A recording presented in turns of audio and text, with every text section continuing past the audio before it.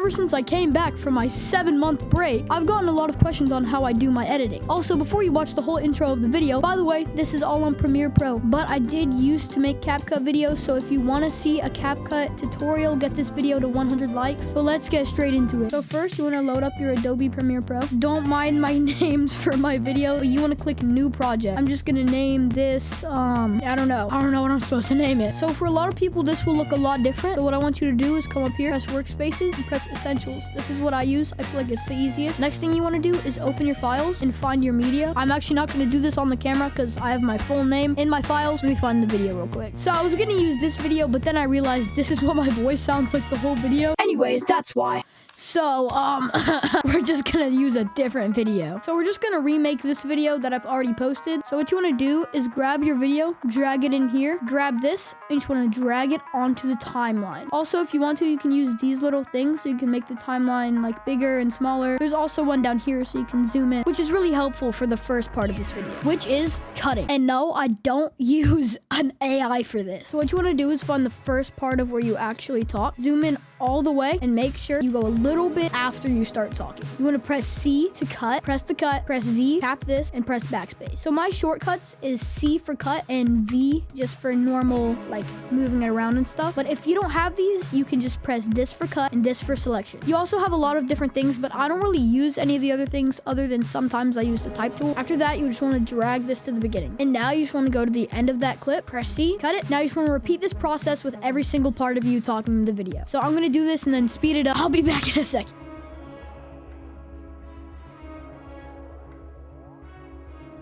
I just want to pause here to quickly say, if you have any questions about anything that I didn't mention, just go into the comment section and ask me because I checked my comment section, I swear.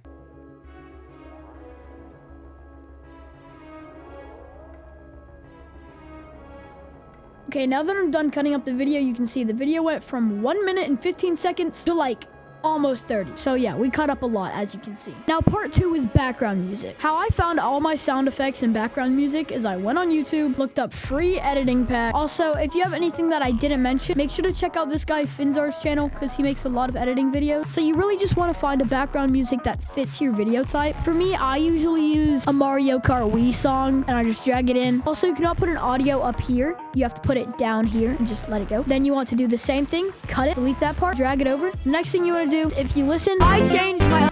That's really loud. So I usually turn this down to about -17. I changed my upload schedule. And you're probably wondering, and that's still a bit loud, so I'll probably turn it down to like 19. I changed my upload schedule. And that sounds about right. After that, you just want to go to the end and delete the existing part. Okay, the next part you want to do is captions. And this is actually the thing I get asked the most about. So I bet a lot of you guys are excited about this. So for Premiere Pro, it's kind of like CapCut, but a little bit more complex. So what you want to do is you want to go up here, press text, go to transcript, go here, and press create caption. Next thing you want to do, go here. So once you have this little thing, you want to press the down arrow right here, move this up, and here are my settings. I move this all the way to 7, put the lines at single, then press create caption. For longer videos, that process will take longer, but for me, it's a YouTube short, so it just generated the captions in like 5 seconds. So the next thing you want to do is left click and select every single one of these captions. Next thing you want to do is go to a longer word, like this word, change, go to properties, and turn the size up. Next thing I do is I move the captions to the middle, and then I put them down, and it's about right here. I have to gatekeep my normal font, so we're just gonna use a random thing. No, that doesn't work. We'll just use like, this looks pretty nice. I think I've used this one before. Next thing you want to do that I do is press stroke, turn it to whatever color your gorilla tag character is. Mine is gray, and turn the outline up to 10. On long form videos, you won't have to turn the outline up because it'll already be big enough, but for a short form video, 10 should be about good. So the next part that a lot of people have asked me about is how to use animations for text. So again, you want to drag the whole entire thing, press graphics and titles, and press upgrade caption to graphic. Another one of the main things I've been asked is how you get your, another thing that I've been asked is how do you get your text presets into Premiere Pro? Well, first, you want to find your text preset. It'll be in my Discord server. Then you want to bring it into your downloads, and you want to go here to effects, go into presets, press right above here, right click, press import presets. It'll bring up your files, and you just want to find your preset. I already have my preset in here, which is this one. So what I'm going to do is I'm just going to select all of my text, take my preset, drag it onto all of them, and then watch this. I changed my upload schedule. Now it has a nice little animation. Now that we're completely done with the caption, next thing you want to do with captions, since you used auto captions, just move to the places where they stack on each other, move it to the side, and then align it. Also, you just want to make sure that everything is spelled correctly because it's pretty embarrassing to have misspelled words. So now that I've went through the whole entire video, next thing you want to do is go to keywords, like video, go onto it, light up the word, and change the color. I do this for like, subscribe, and video usually. So now that we got that done, the next thing we need to do is sound effects. Again, the way that I got all of my sound effects is by using the editing pack. The next thing that will be linked in my Discord server is my click sound effect. I usually use this sound.